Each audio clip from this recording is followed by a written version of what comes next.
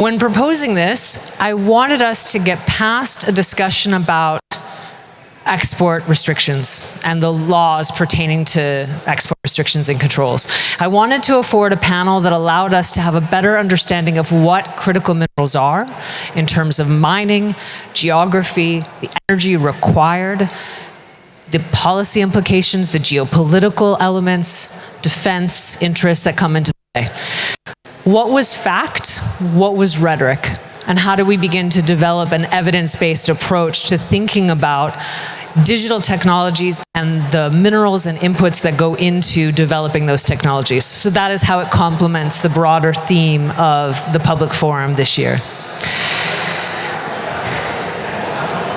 I think when we can begin to think about this from both an economic, a legal, and a geopolitical perspective, there's plenty of seats in the front, so please come to the front.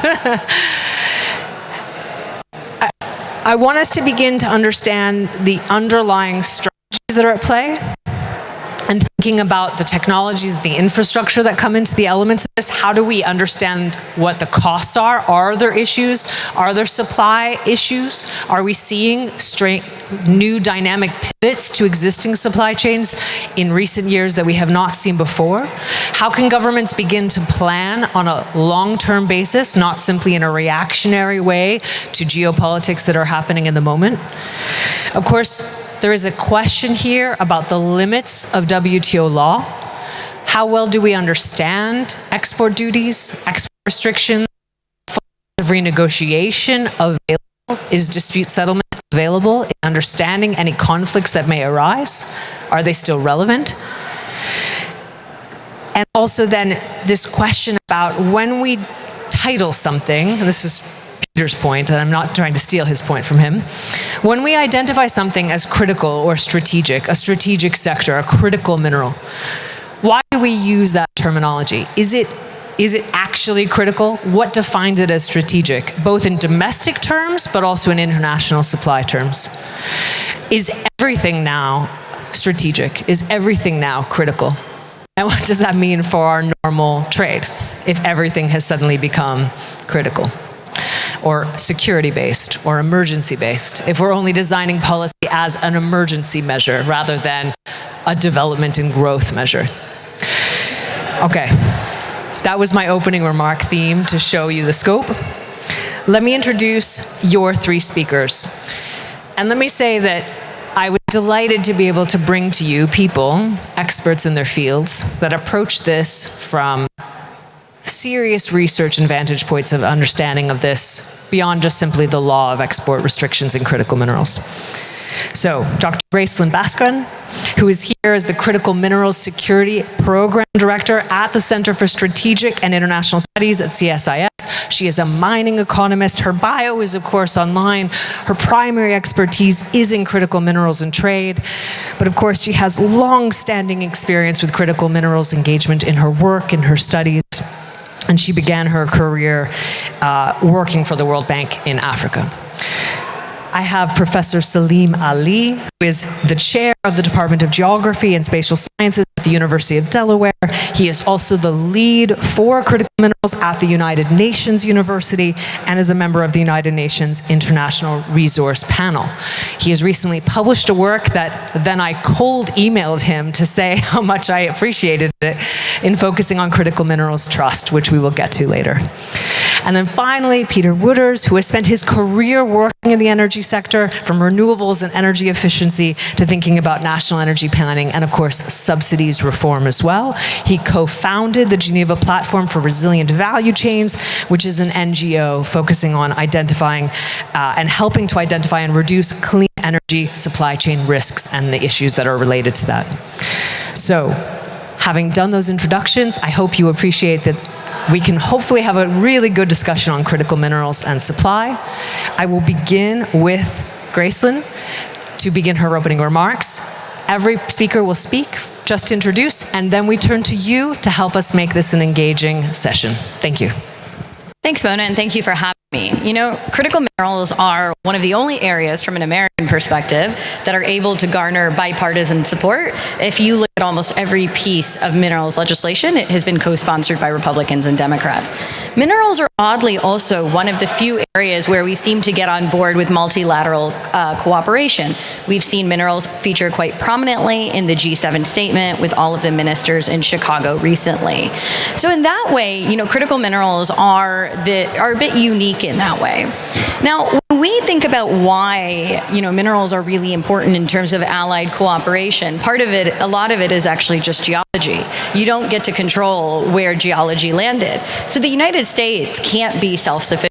We have less than 1% of the world's cobalt, nickel, graphite, and sometimes we have deposits that are just resources that are not economic to extract. I'll give you an example. Rare earths are everywhere, but they're not actually rare. The trick is finding that economically viable deposit because it occurs both in size, at the depth, and at the density that you would need. So why is allied cooperation important, like beyond geology? So we know that kind of geology dictates it, but it's really important for economics, and here's why. When you look at China's increasing production globally, we're generally moving into an era of overproduction for a lot of minerals. Chinese firms in Indonesia went from, 5 years ago producing about 500,000 tons a year of nickel. Now they're on track to produce over 2.5 million tons this year. What this in turn has done is dropped nickel prices. They've come down about 80% in the last 3 years, and it's rendered BHP's operation in Australia uncompetitive and it's closed. Glencore's operation in New Caledonia has closed owing to prices. And we're seeing this replicate across the board. Lithium prices are down 80%. Cobalt prices are down 60%. So one of the key reasons that cooperation is important is that no single market is big enough. In the US, we actually use less than 5% of annual nickel consumption globally. And so when you think about all of these economies, they're not able to reach economies of scale, number one. They often don't have enough feedstock, so actual minerals, to counter Chinese processing, to be able to go in for it alone. Which takes me to my second point, which is thinking about how do we address this massive price distortion. A lot of the interventions, and I'll speak from an American perspective for a second, are focused on supply side interventions. We're thinking about stockpiling. We're thinking about, how do we get more from more places. But what we're not thinking about enough is how do you stimulate demand? And demand is really important because if you don't create a demand side incentive on a world order, then you're going to have more supply, low demand, and prices are going to remain low. One of the changes some of you may observe is the last administration focused primarily on energy for minerals, and this administration is focusing on defense. However, they're deeply intertwined because at the end of the day, Lockheed Martin will tell you they don't build 50,000 satellites a year, probably build 50. And so they're going to be bespoke offtaker, a small scale offtaker of these minerals, but a very important one. When you think about energy, when you think about EVs, right, the average gasoline powered car uses about 32 kilograms of critical minerals, but the EV uses 210 kilograms. That's a six-fold increase, which means that the energy sector is going to drive economies of scale and the large scale demand that warrants putting in the over $500 million the average mine costs to build, right? And then defense benefits from it. What we've seen in the US, some of you, or many of you are well aware, is we've done some serious damage to our Inflation Reduction Act that created some of that demand incentive. But what we need to do as a world order is start to create an incentive that's a bit more industry agnostic. Right? We built a $280 billion Chips and Science Act that didn't include any money for minerals procurement, which means we are still highly reliant on China for germanium, gallium, silicon, palladium that you need for chips. So think of it, one, is an intertwined economy, whether I'm thinking about semiconductors, energy, defense, is really important because together that's going to drive the demand for these huge investments that I need the private sector to make because governments do not have all of the money it takes to mine. That is a fact, and even China is now pulling back on certain investments. It took their biggest lithium mine offline because lithium prices can't sustain operations forever, even for China. And then the second thing about is thinking through what cooperation looks like. Celine will come to this, so I won't go into it, but what does cooperation look like in terms of aligning sticks and carrots, given that no one economy outside of China is going to be able to make the economics of it work? It's going to take more than just America. Thank you. And I will say that the cooperation starts in this room, right? That's my little, going back to the multilateral trading system. But I'm going to turn now to Peter. Peter, please. Yeah, thank you very much, Mona, and good afternoon, everybody. It's a pleasure to be here in this wonderful atrium. And ever since I think this panel was announced, I've been accosted by people all over the place saying, I've got a question on critical minerals. Can you answer this? Can you answer that? So we're going to try and do our best with that today. And I think the starting point here in so much of the debate is there's increasing concern about critical mineral supply security.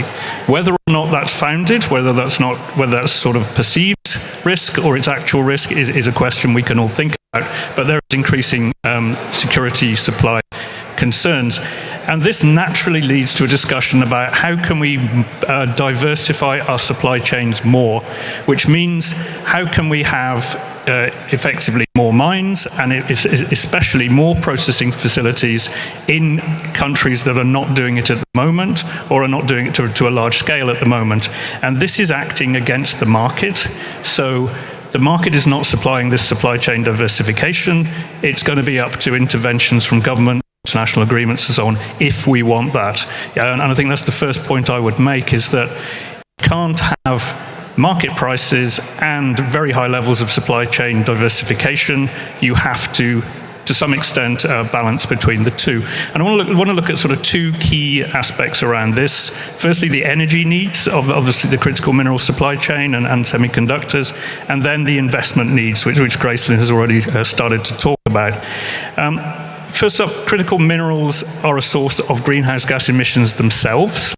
Get that, and it's roughly 4% of global greenhouse gas emissions come from critical mineral production. So even if they are the mainstay of electric vehicles, solar panels, wind turbines, etc., batteries, they have an energy component. And we also see highly electricity intensive production requirement for semiconductors as well, plus then some of the downstream sectors. So we're talking about batteries, we're talking about data here.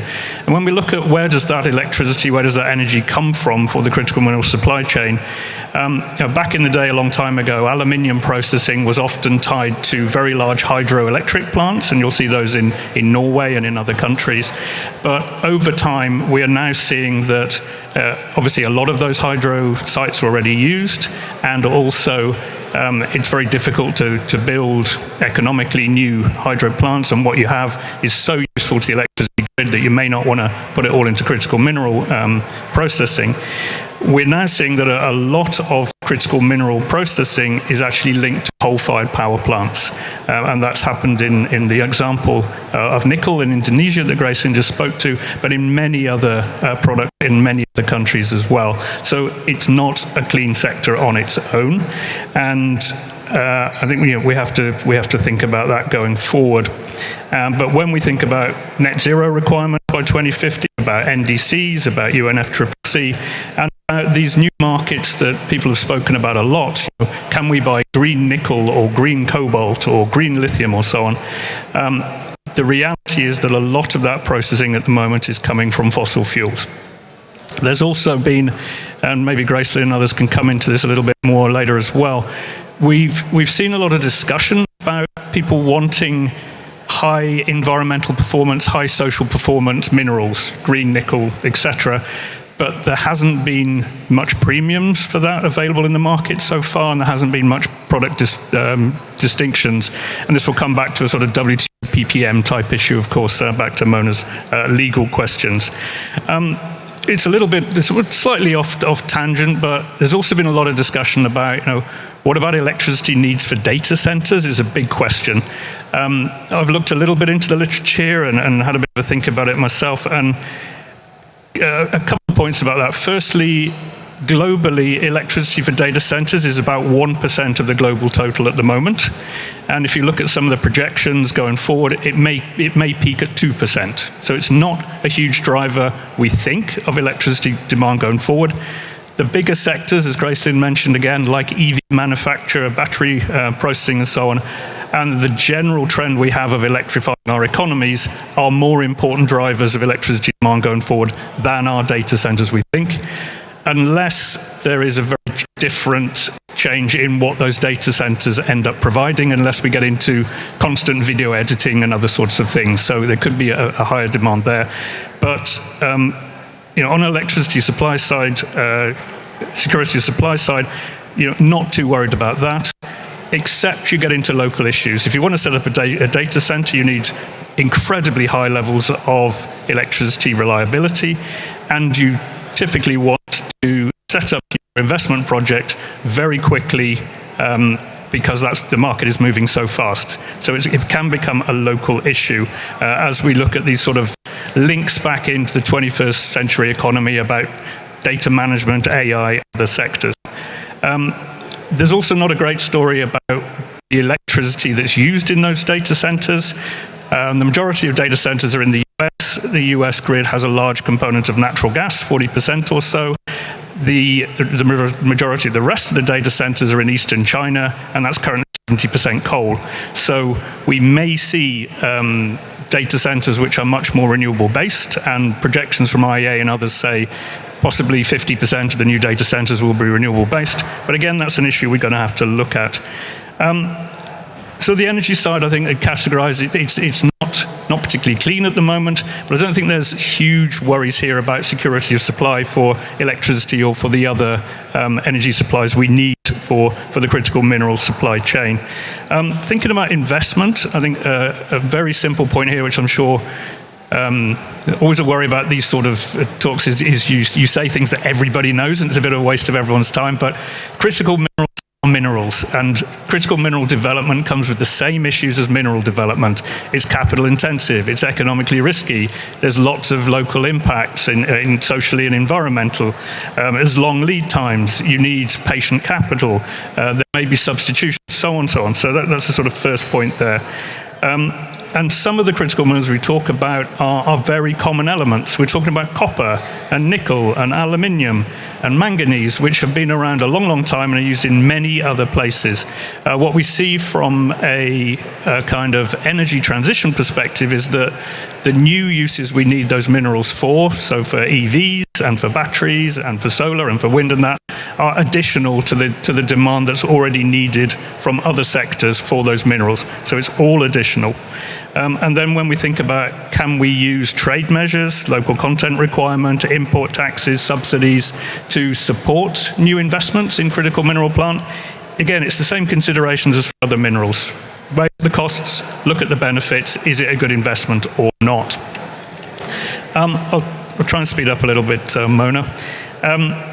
The other sort of a really surprising issue to me, and Gracelyn's perhaps as well already covered this to some extent, is if critical minerals are so strategic, are the producers of those critical minerals making lots of money? And the answer is no at the moment. Critical mineral prices are relatively low, and if you look into the future, there's no particular reason why they would go high going forward either, unless we start fragmenting the market, disaggregating the market, and so on. So we've got a strange situation here where they're being seen as very strategic for economic security reasons, but they remain economically risky and difficult to get through.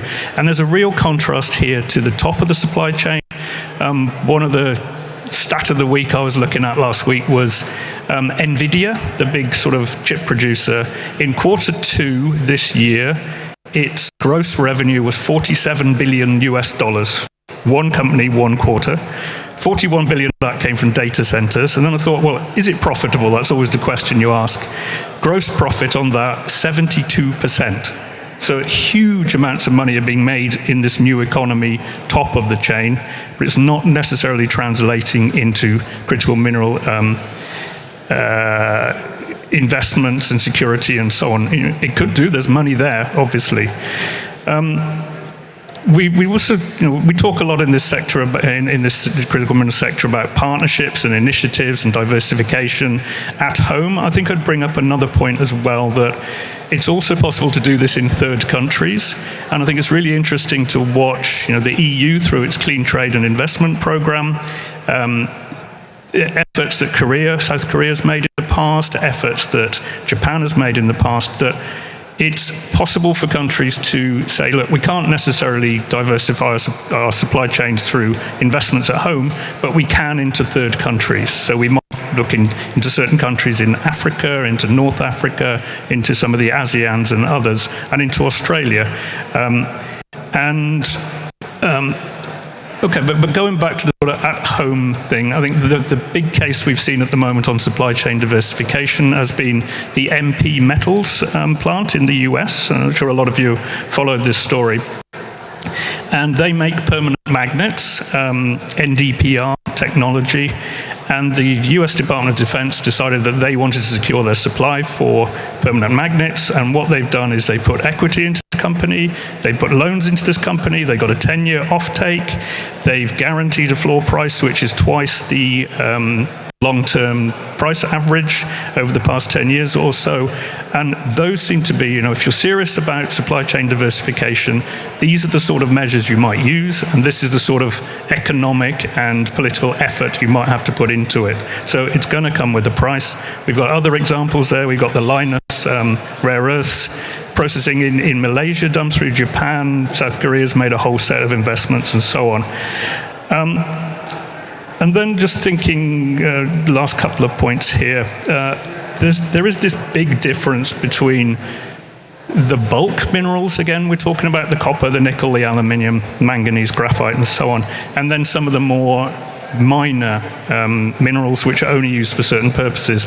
Germanium and gallium are very germane, can we say that, to this debate. They are used for doping chips in semiconductors. Very small quantities of those are made each year. It's in the hundreds of tons, not hundreds of thousands or tens of thousands, hundreds of tons. Much of that obviously comes from Chinese refining at the moment, but it's not impossible to set up other plants in other places. And these are, again, typical with a lot of critical minerals, they're byproducts of other mineral production. So you get your gallium through the bauxite route, aluminium processing. You get your germanium either through zinc or through coal. So other countries, including Canada and others, can be used if we want to diversify those supply chains. Final point, I think, then, we're likely, if we're serious about supply chain diversification, and that clearly depends on which country you are, what you're currently producing, how worried you are about supply chain disruptions, etc., we're likely to need some or all of subsidies, offtake agreements, floor prices. These could be more or less compatible with WTO rules, particularly the ASEM, so the subsidies and countervailing measures, and then you can justify them for national security rationale. So this is the kind of trade-off there. But those extra investments will cause economic harm to the current market suppliers, and they can use WTO measures, or they can use other ways of retaliating against those activities if they so wish. So we could end up here with trade concerns, or we can, we can make some deals and make some agreements. So, very finally, gone on a little bit too long for opening remarks, but personally, I don't see a huge energy issue around critical mineral production. But I think the question is, how much do we want to pay for supply chain diversification? And of course, who will pay it? Is that governments? Is it consumers? Is it both? And who are we in this case? Which country are we? Which block of countries are we? The interest will change dynamically. Thank you. Thank you so much, Peter.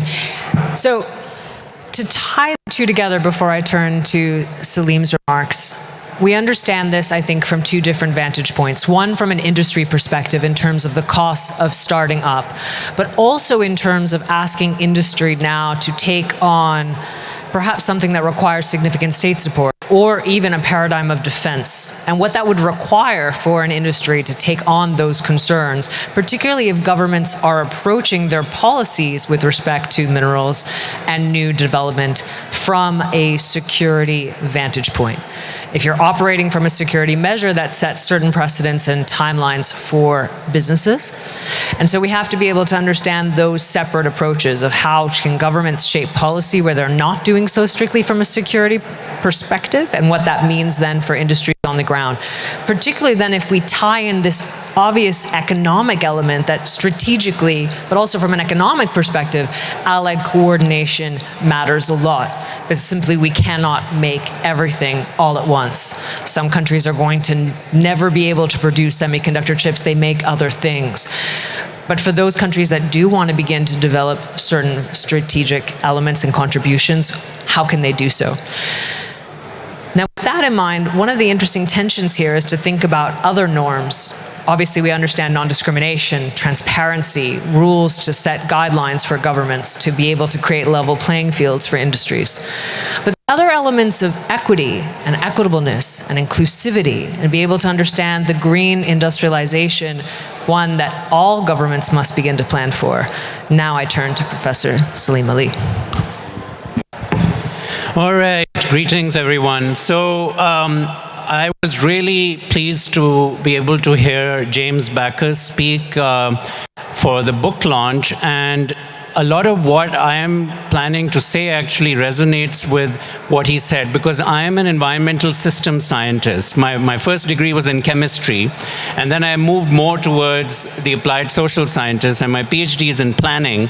And so I try to look at these issues from that big picture perspective of planetary imperatives. So if you're thinking about critical minerals for sustainability, you have to think about it not just in terms of the demand for a particular product or whether some supplier is going to have greater employment.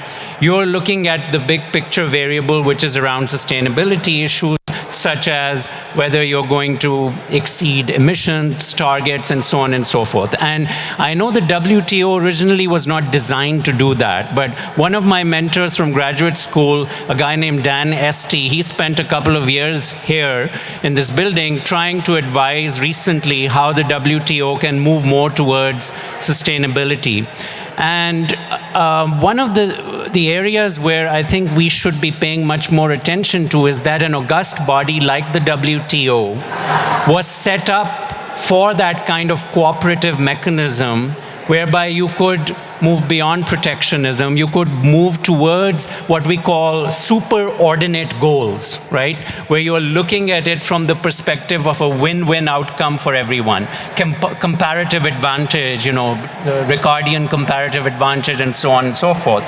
So how would you do that with critical minerals in the long term? My submission to you is that we have to, and Gracelyn already very eloquently stated that, we have to look at the basic geology that is going to determine where we're going to be able to mine. We have to look at the energy imperatives, of course, of where you can get the clean energy to be able to process that. So for example, think about aluminium. Aluminium, you wouldn't find it in Iceland. But if you go to Iceland, just half an hour from Reykjavik, there's an aluminium smelter. And of course, that makes sense in Iceland because you've got clean geothermal energy there, right? So in order to be able to have these points of leverage from an ecological and an economic efficiency perspective, you need to have trade. So trade is an absolute essential if we're going to be able to use critical minerals for sustainability. So something that I've been working on in the last couple of years, and I don't have time to describe the whole idea here, but given that this is the kind of audience which probably likes elevator pitches, there's a whole TED talk I gave on this particular idea of a minerals trust. So you can see the TED talk, it's just TED.com, and you look up my name. And it's on this idea of a minerals trust for the green transition.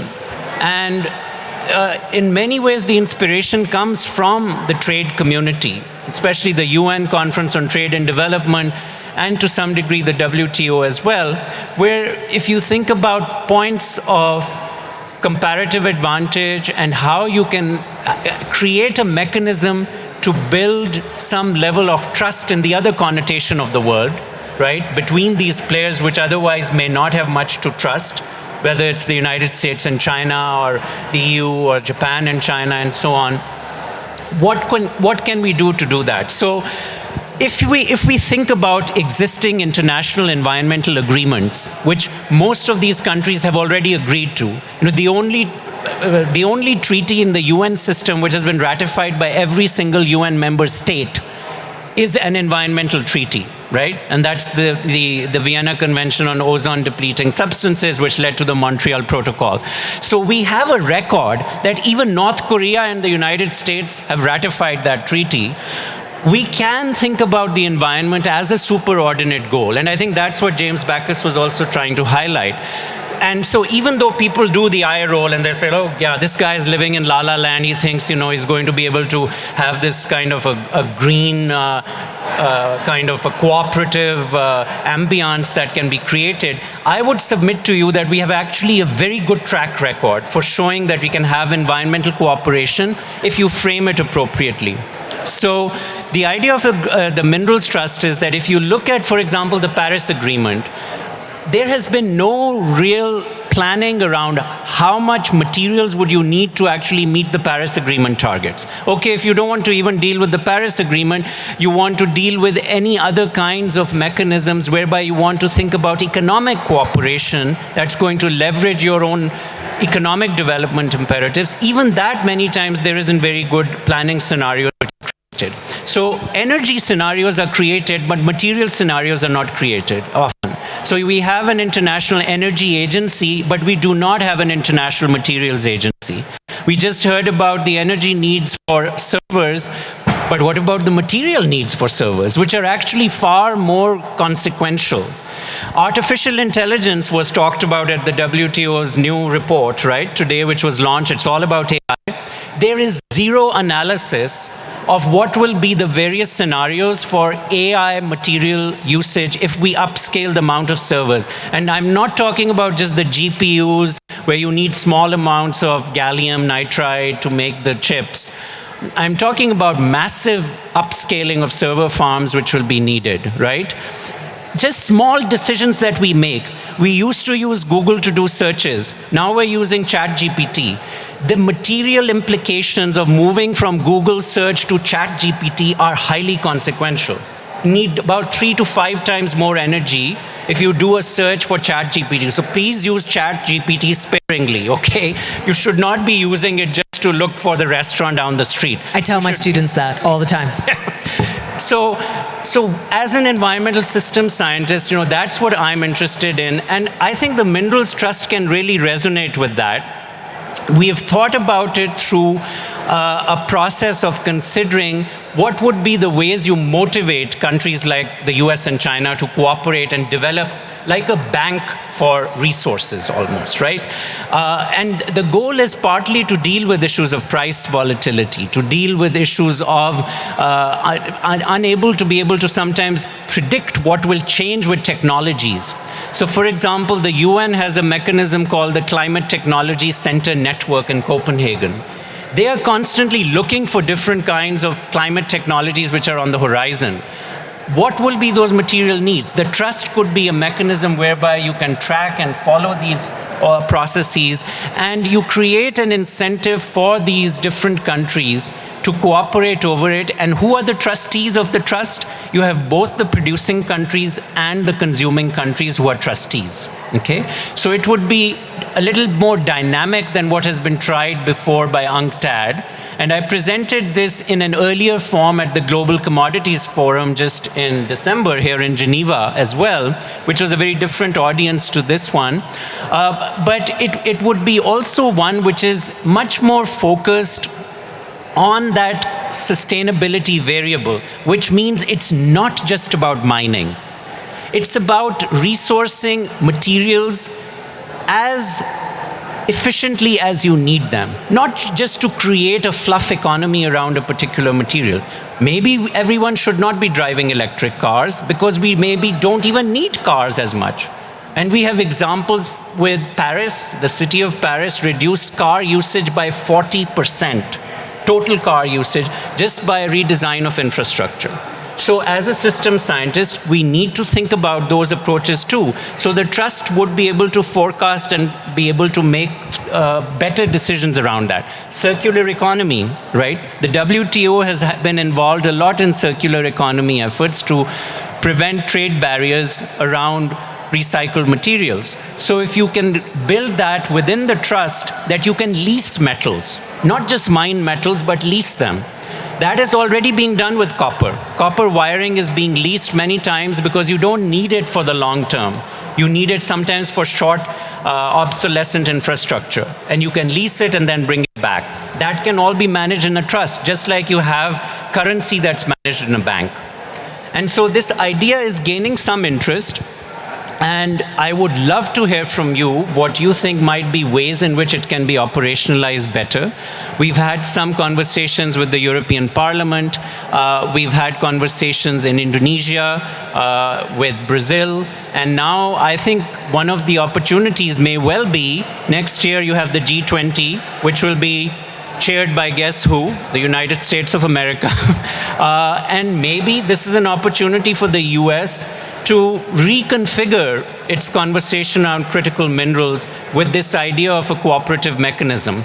And I wouldn't be surprised that the current administration is actually more receptive to something like that because they are much more willing to look outside the box than perhaps the previous administration. So with that, looking forward to your queries.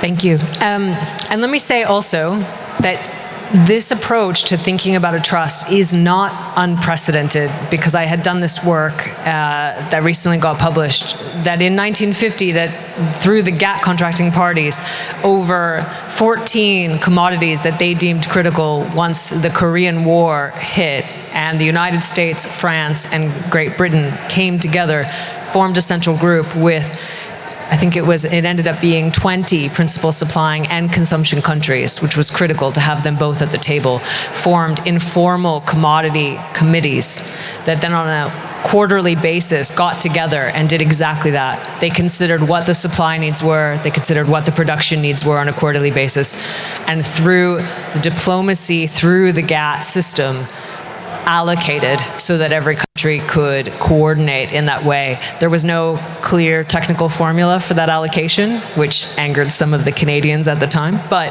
it is possible but there has to be a willingness. And if we're thinking about the United States, perhaps some good faith. I turn to your questions now, please, for our audience. Yes? Does someone have a microphone or should I get up? I'm looking around to no one, so I'm going to do it. Okay. Do you want to give them a mic to pass around? No, it's my exercise. I'm walking. It's good. Introduce yourself. Okay. Hi, thanks. That was a very interesting panel. I'm Sunana from Sussex University. I'm a legal researcher.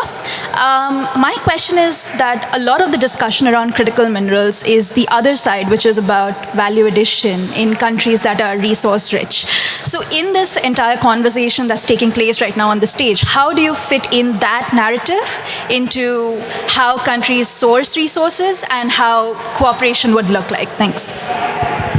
Do you want to take that and I'll then go to the next question? Yeah, so I'm thinking about the whole notion of a processing hub, which has started to take place. Mining and processing are incredibly energy intensive, and that is one of the barriers, for example, on the African continent. It is hard, given the energy situation in a place like DRC, which is 1% electrified, to do that. It is also hard to justify putting in a processing facility in every country that has minerals, because the economics of it don't work out. The US government went to our biggest zinc producer, speaking of how you get gallium. Will you build a refinery here? No, because refining charges are negative right now. You literally lose money. So the economics of it don't work out like I want to build one in every country. So what we're starting to look at are what are the places where I can most cost competitively create a hub. So we took out this analysis for rare earths. And what we found was it was the US and then Australia and Saudi. Saudi's advantage primarily been actually sourcing from Africa, given it has the cheapest wind, solar, fossil fuels in the world, and Canada if you wanted that, because you have a hemispheric advantage with Brazil being a big home of those. So the things you want to look at when determining what makes a cost competitive hub, one of them is what logistics does it have? And eventually you are going to need to build new corridors, and the Libido corridor is one of those G7 efforts to do that. You're going to need water. Rare earth separating, it requires a lot of water. You need waste management. You need a country with good fiscal frameworks, given the long-term nature of these investments. Ultimately, it's really saying, you know, there's a reason Zambia has 4 copper smelters, because people worked out that it didn't make sense to drag thousands of tons of concentrate over to a port. So again, it's going, you know, where can we do those hubs? And that's going to be largely a product of cooperation. I'm going to hit on one last thing Peter said, which is talking about industrial policy, right? Somebody accused the U.S. of state capitalism the other day, but, you know, whatever. It's, you know, 2 sides to every pancake. The price floor actually is not something that you need forever, right? That $110 price floor was something that it's actually a 12-month high for prices. But after that announcement and after we've built capacity in a short amount of time, prices have gone from $54 a kilogram to about $85. So we're already halfway there. Ideally, once you create a processing hub, you create a really strong signal to get feedstock from a variety of countries. It actually can drive prices up, because what we're trying to do is create a more diversified market. And what we've learned this year is that companies like Apple and General Motors are willing to pay a premium to source from a place that has security of supply. So we can drive value addition, but we need to think about it a bit more from an economic perspective to be strategic, as opposed to resource nationalism, which is everybody's trying to grab a piece of the pie and nobody really wins. Hi, I'm Michael Roberts. I work in the Trade Policy Review Division at WTO. I had 2 questions, one for Pete and one for you, Gracelyn. I thought you made a very interesting distinction between bulk critical minerals and minor or rarer critical minerals. Could you perhaps elaborate a little bit further with respect to, in particular, bulk critical minerals? Grayson, you just mentioned the Libido corridor. Obviously, one of the interests there is copper. Electrification needs are pushing the demand for copper and the copper price. I just checked London Metal Exchange. Copper's just burst through $10,000 a ton, first time, I think. You can see that also there are a raft of trade measures out there. There's even a request for consultations, I think, that's going on at the moment with under the ACSM agreement. So there's a lot of trade measures that are already being applied in the area of bulk metals. So that's the question for Pete. And then Grayson, if you allow me, perhaps a little bit off the wall, you talked about looking terrestrially for critical minerals. What about looking extraterrestrially? And this perhaps comes to the point of minor critical minerals. If you look at the Artemis Accords, there are provisions there for space mining. I just wondered whether you could comment. Thank you. Do you want to go ahead? Oh, we should be talking about space more, definitely. Digging a little bit more on the bulk critical minerals, there is going to be a lot of extra demand. Very, very simple terms. The projections for critical mineral bulk in 2040 are 2 to 4 times what they are today, right? So much, much bigger markets. I think when we look at the projections of whether we're going to have enough of those minerals, which was kind of, you know, a strong point of the debate, at least up to a year or 2 ago, there doesn't seem to be high levels of concern beyond copper. And even with copper, there is recycling. We just mentioned about the leasing type agreement, circular economy, and prices determine a lot of what goes on. I'm trying to think what else you can really say about this. These markets are inherently volatile in terms of their prices, as are mined commodities. Supply follows demand, demand follows supply. if you were confident in trading arrangements and confident in the global trading system, I don't think you'd be particularly worried about their supply going forward, and that the invisible hand of the market would get us to where we want to go. In terms of those bulk minerals, bigger markets going forward, but to my mind, no extreme fundamental risks on these. But maybe, Gracelyn, you have more to add. Not on that, but I'll go to the moon. We're just working to the water. We're going underwater now, right? And we have seen just how difficult even going underwater is. We can't agree on a licensing framework. Like we agreed as a US, agreed is a strong term. The United States decided it was going to go underwater, but not use the International Seabed Authority, which first of all means that you have two parallel licensing frameworks now and no forum for what happens where things are at odds with each other. Number one. Two, the second thing we can take away from deep sea mining, we don't, again, know the economics of it. They claim they're at the bottom 20% of the production cost curve. The reality is we don't know because we haven't done it at commercial scale. We're still relying on kind of pilot-based testing phase on that. The third thing that we can learn from the underwater world is that we don't know a lot about the maritime security and how to manage that. We are one incident from a maritime security incident where a ship operating under the guise of minerals has a secondary purpose and all of it comes to a pause. Now that's the underwater. If we go to the moon where there's not a government, there's like additional challenges with that. First of all, cost. Keep in mind that even on land-based mining or terrestrial mining, how deep it is, what byproducts are there, ore grade, these all have a direct impact on whether a project is viable. We don't have that understanding of the moon. So you'd obviously have to do a lot more exploration and scoping. Two, you'd have to obviously have, whether it's a trust or another mechanism, that actually govern the outer space, which is complicated. So it's certainly, I think, a possible source of minerals, but getting to a point where we can understand, and people who are willing to take that risk is hard, given that, even for some of these minor metals, we're still struggling to get somebody to take these risks.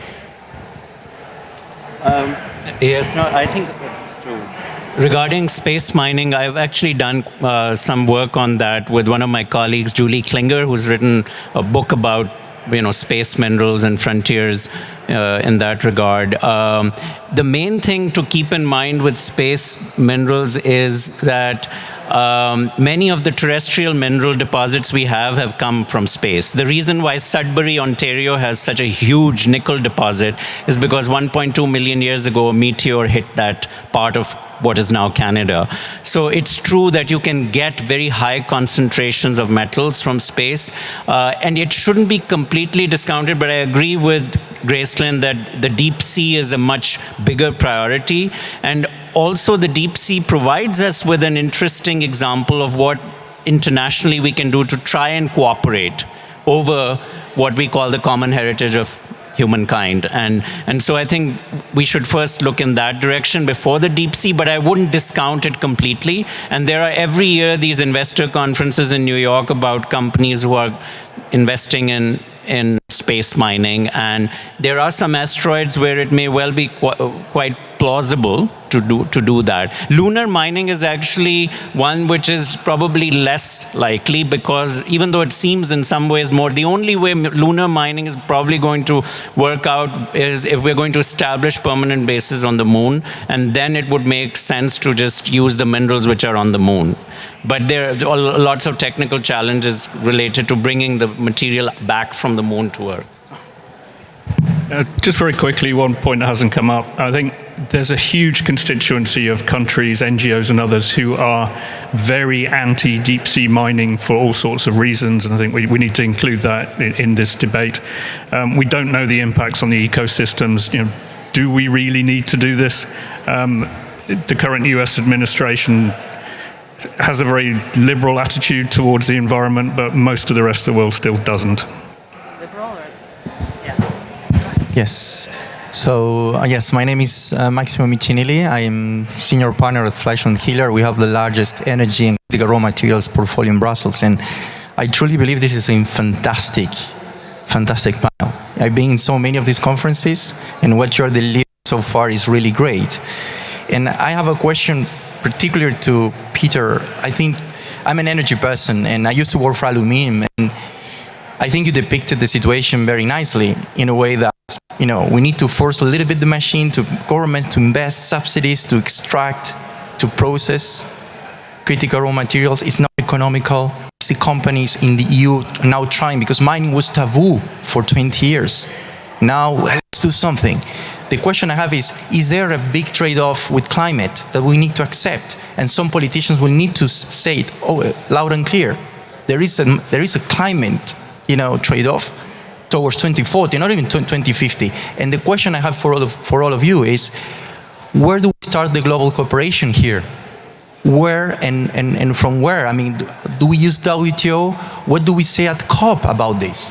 I totally agree with you. There is no projection about materials when it comes to data centers, when it comes to batteries. So, do you have any clue there you can share so we can start discussing about the solution at the global level?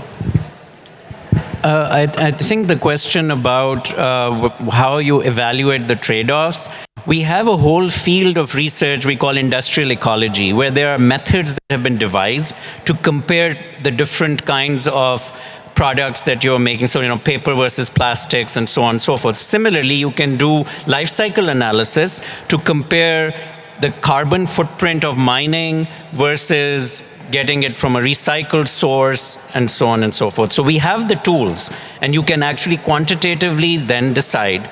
We have, in fact, some of our research group have done an analysis going back to deep sea mining, looking at the carbon footprint of polymetallic nodules from the Clarion-Clipperton zone, which is between Mexico and California. That's where most likely deep sea mining will happen.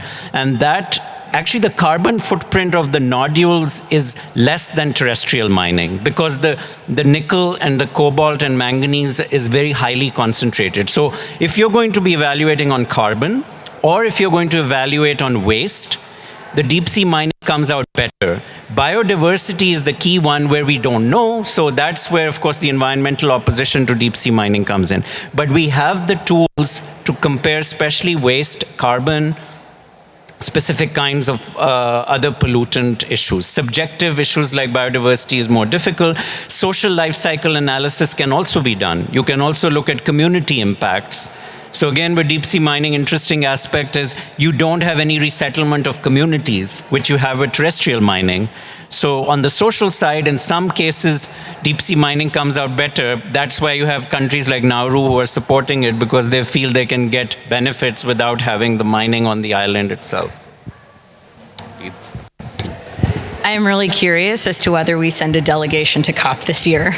I suspect not, but I think to the other point about, Salim pointed out a lot of the factors, and Peter mentioned a green premium. And I was really curious because industry kind of gripes that we don't have a green premium. And the reason they gripe is because often Western companies do things to a higher set of standards than Chinese companies, not always, but often. And they're not necessarily being compensated for that, right? So I went to the London Metals Exchange one lovely afternoon, which is one of the biggest metals exchanges. And I said, why don't we have a green premium? And they said two reasons. One, on a large scale, we don't have a way to quantify many of these factors beyond carbon emissions. What is ESG to the point that we could justify an increased premium for that, right? We don't have a way necessarily that on a market base I can justify asking you to pay 20% more because you have better human rights standards, right? So one is we don't know how to calculate that at a metals exchange perspective. The second dilemma I think that we have with the green premium is that companies are not clearly yet, we're getting there this year. I think rare earths were a little bit of a wake-up call, but historically, the automotive companies can sit and turn until they're orange in the face and tell us how they're gonna pay more for responsible material, but they haven't actually done it before this year, because so that what that means is you don't have demand at large scale for the cleaner stuff. You can't do it for one or two orders, right? So I think that's like a big factor of doing it better is how do you account for that from a financial perspective, which is really a problem, not a solution. Thank you. A couple of very quick points. I think the question about the green premium as well, and going back to the bulk use of metals and the many uses of these metals, and the security question as well, is that if you want to secure your supply of copper, for example, Do you want to secure that because of your electricity system? Is it your defense? Is it your semiconductors? Is it some other national security priority? And very different shares of your demand in your country go into each of those. So we don't need to secure all our supply for everything, yeah? But, well, there are relative differences in how much we want to take those sort of things seriously, and I think that's the sort of first part to break this down. The other point I make on the cooperation is really how close are governments and companies on this issue? And within my organization, Geneva Platform for Resilient Value Chains, we're looking across clean energy supply chains, and one of the key things we see is that to a large extent, the big companies that have been active in these sectors for many, many years are getting on with investing externally, doing joint ventures, possibly working with China, possibly not. They are exploring new opportunities.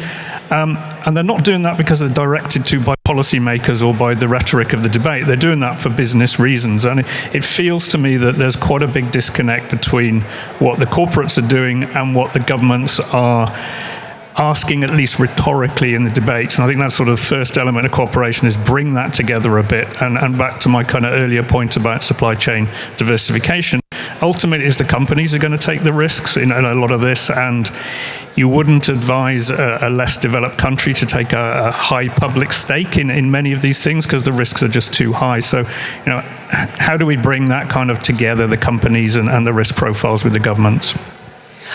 We are getting to the last 15 minutes, so I'm going to take a few questions just so we can get everyone in. So please go ahead. Oh, thank you so very much. My name is Pat Utomi. I'm from the Lagos Business School, Nigeria. Thank you for your deep insights. But at some point, you get a sense that there is this really neat economic basis for all that has happened. And it's not true. If you take oil, I'll come back to oil companies invested in countries like Nigeria, focused mainly on the energy security of their home countries, left terrible environmental impact in the country and very little economic gain. And so the country has become even much poorer.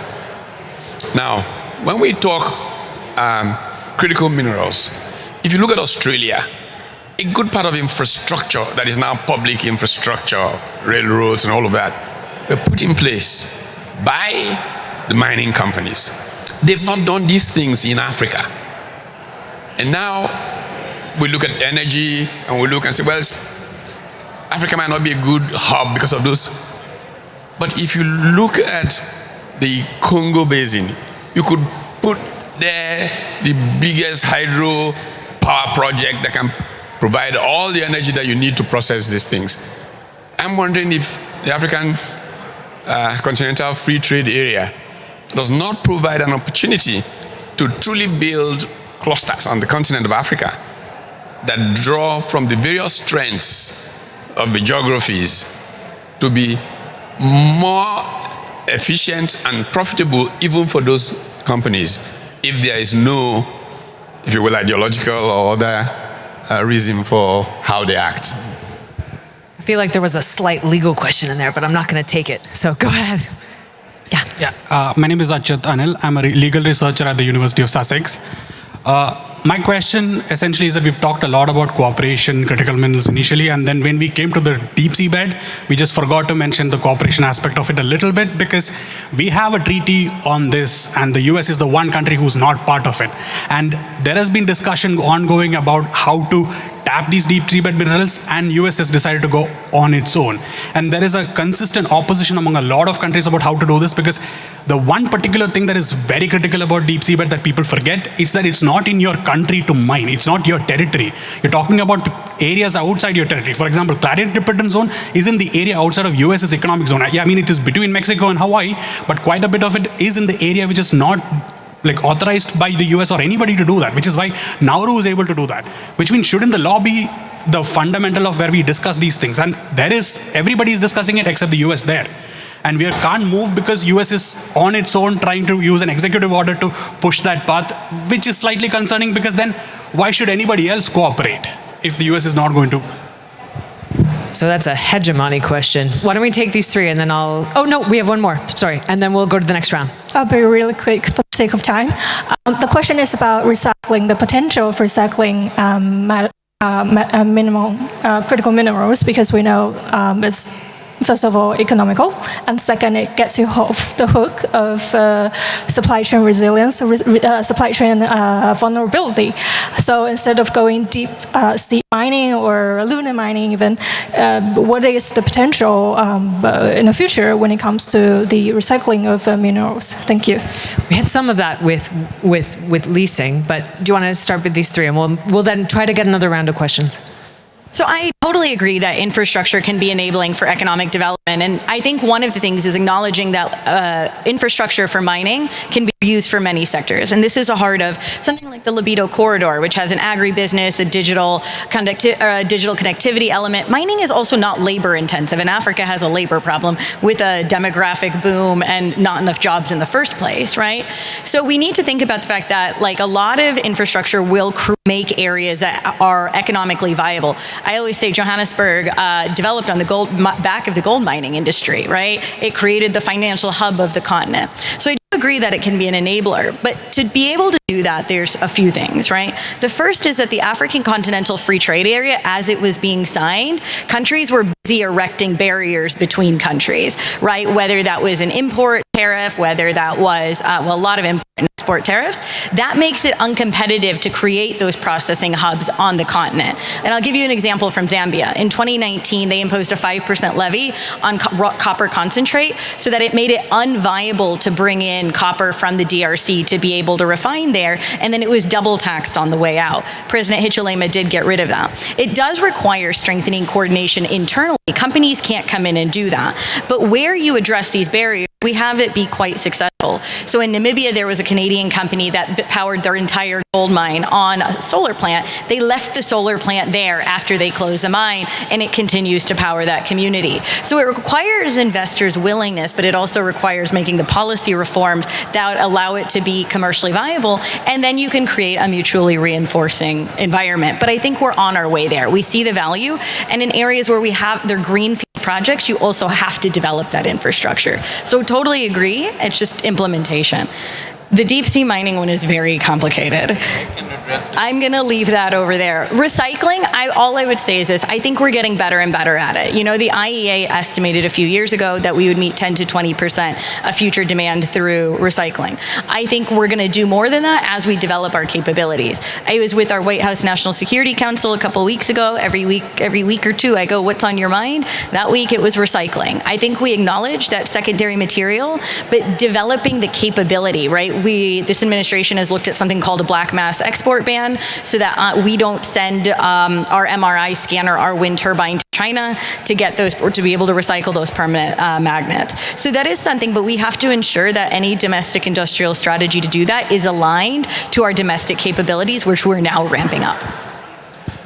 Yes, quickly, I mean, I talked a bit about deep sea mining, but to your point, the reason the US, much as I have serious reservations about unilateralism from the US, the reason the US went that route partly is because of the level of environmental opposition to deep sea mining had become a kind of a social movement similar to the anti-nuclear movement. It was not predicated even on science. It was predicated on a very normative, particular perspective around how you manage risk and what is called the social amplification of risk. And so what ended up happening is that because the ISA was not able to get the regulations for so long, because of the very well-funded opposition to deep sea mining, which I am quite familiar with that because of some of the work I've done on environmental advocacy movements, that ultimately when you had a government come in power which was more pro-industry, you're like, okay, we're going to go unilateral. And I said to my environmentalist friends, I had been warning them, and I've served on boards of environmental groups, I'm very much someone who wants to work in that space. I told them, you're going to win the battle and lose the war, because you have become so positionally entrenched and you are not willing to, you're doing hit pieces in the New York Times by Eric Lipton, bad-mouthing the ISA director, the executive secretary, all of that. And you keep going to the point where then someone will come in and say, we'll just do it unilaterally, which they can. No one's going to send out warships to prevent the US from doing it, right? Or any other country. So it was a strategic error, in my view, on the part of the environmental community.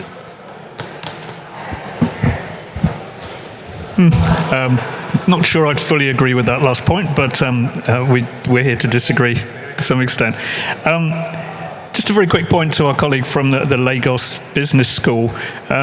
I think this is very well taken, that just because you have mineral resources doesn't mean that's going to end in positive outcome for your country, and just because you have mineral resources doesn't mean you should do secondary processing and other things which are highly energy intensive, very high impact socially, environmentally, so on. I think the opposite to that, though, is that because there is so much interest at the moment in critical minerals, so many countries want access to them, that improves the negotiating position of the country who has those resources. So you still may choose not to develop further those resources, or not with particular companies or in particular ways, but you should be able to extract more from the deal than previously.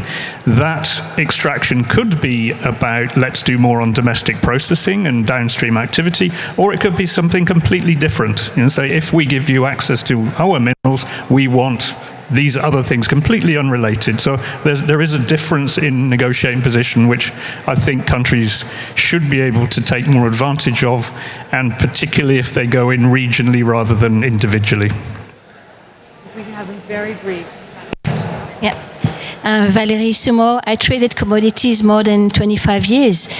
And in fact, nobody talked about liability, because price volatilities, imagine if we asked for all the minerals to be legally mined. In DRC, for example, the majority is artisanal mining with child labor. So it's illegal to trade it. We talk about that, but we trade it. Okay? So if all the mines becomes legal, because the majority, again, is not legal, it's traded, but it's legal, what would be the prices? And nobody talked about that. Thank you. Yes, I have two comments. The first of all, the China's critical mineral export control, as I understand, is taken as a retaliation against the two U.S. high-tech export control to China. So if we do not discuss the export control wars between US and China, all of this, what we talk about, is just a secondary effect. That's my first comment. Second comment, in WTO, besides the US and China, for 164 countries, why these 164 countries, if one country does not join another country to go against another superpower, why these 164 countries concerned about this strategic competition between US and China? Wow. Grayson. I think we care about the great power competition for many countries. I mean, first and foremost, because the export controls didn't just impact US and China. The rare earth export controls on April 4th saw Japan raise the alarm, Suzuki had to stop manufacturing, the European Vehicle Manufacturing Association flagged it. So it is a risk to everybody, also given how integrated the global manufacturing is, where things are mined, processed. China commands a very large share of processing. So any sort of restrictions have much bigger ramifications. So I think it's in everyone's interest to care. I think to your second point, I mean, I talk about export controls all the time in Washington, kind of gets people to care, right? So I do think export controls, even if not the primary focus of this, are kind of the motivator for a panel like this, because they are accelerating a lot of our conversations, and the public-private cooperation that Peter touched on, that's driven by export controls. To the point of ASM, you know, I respectfully, I would disagree a bit. In a place like the DRC, what we know is that it contributes to about 10, it's rife with labor abuse and awful things, but it's a small market. roughly 10 to 20%, depending on who you talk to. I think bringing traceability to it is incredibly important. I think some of the current efforts around the US DRC Rwanda efforts are trying to do that, but it's extremely difficult. So while it's important, and I think it's an area where we're moving, I don't know that, you know, if it was legally traded, it would have a negative impact on prices and force them down even more. But it's going to be an area that takes some time. Just quickly on the artisanal mining question, just working here.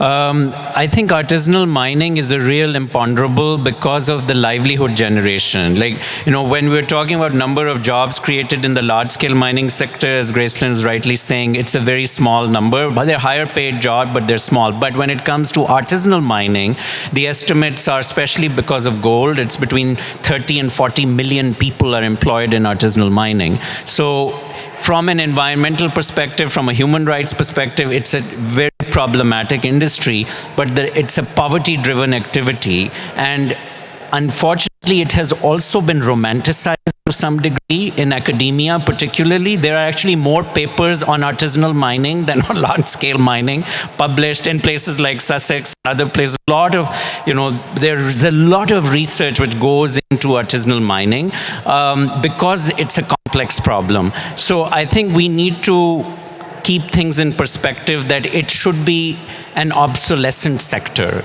We shouldn't think of artisanal mining, except for maybe some things like gemstones. For gemstones, artisanal mining makes a lot of sense because of the way the deposits are. But for most other commodities, we should think of it in the long term as an obsolescent sector, but it cannot be in the short term because of the number of people employed. I mean, we had a Peruvian here. I mean, Madre de Dios, that whole region, I mean, it's been completely ruined by artisanal gold mining. But what do you do with the employment problem? So it's one of those real conundrums. Two very quick answers. It was working. Okay. Two very quick answers. The very important question, I think, about liabilities, and I guess a general point there will be, if all countries are really concerned about securing their access to supply, it's very hard within that to also push for environmental and social and other concerns. So there's a real danger that we lose sight of the other impacts and the other dangers because of this rush to secure supply. Really, really concerning on that. And I agree with the point made from the far left here that the competition between the top of the supply chain, where the US is trying to dominate semiconductor production, and the bottom of the supply chain, where China is dominating critical mineral processing, at least, they are completely intertwined, and they fit in, I think, to one of the main themes of the panel today, which is this sort of future economy we're thinking about going forward of data centers and AI and data sovereignty and cloud services and so on. All very important. Good point. We have to close so that all of you can get to your next session. But in tying that last comment on China and the US, even as principal antagonists, the entire system of 166 members relies on a further functioning of cooperation and coordination. And we have to have delicate questions in terms of understanding how to bring them into the system and also how to continue developing and fostering cooperation around them as well, which I think is one of the significant challenges. Thank you all for being a fantastic audience. I'm sorry we ran a little bit over and we didn't get to answer all your questions. Please help me in thanking our panelists.